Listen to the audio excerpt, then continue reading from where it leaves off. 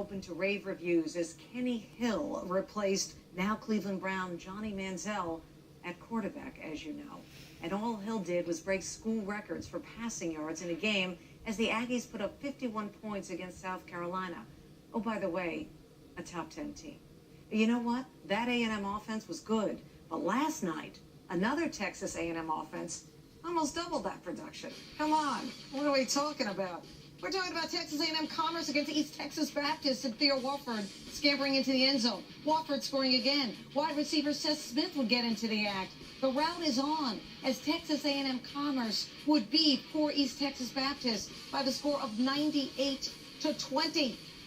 In their lopsided win, Texas A&M Commerce had 3 different running backs run for over 100 yards, while quarterback Tyler Rollerson threw for 562 yards and 6 touchdowns. Is this a video game?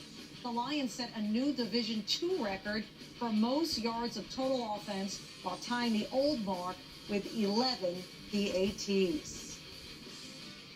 It's not Georgia Tech over Cumberland, 222-0, but it was close. Our college football analyst Robert Smith here with us.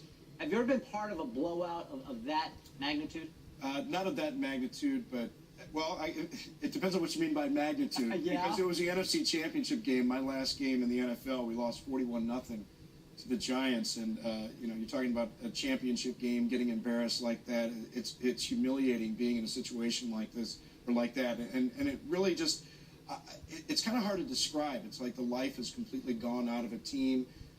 Yeah, and mind you, this is January in New York City or in the Meadowlands, and it's cold, it's windy. Right. Each time you have to go back on the field, and it's devastating. It's tough to drag yourself back into that situation, but yeah, it's tough to be on either side of that.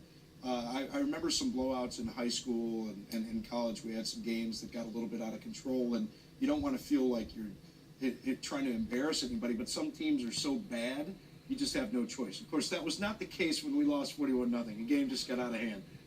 Final game of your NFL career. I didn't know that before we started talking. All right, let's go take your pick with some of the big games, college football here in week 2, starting with maybe for the last time, scheduled last game.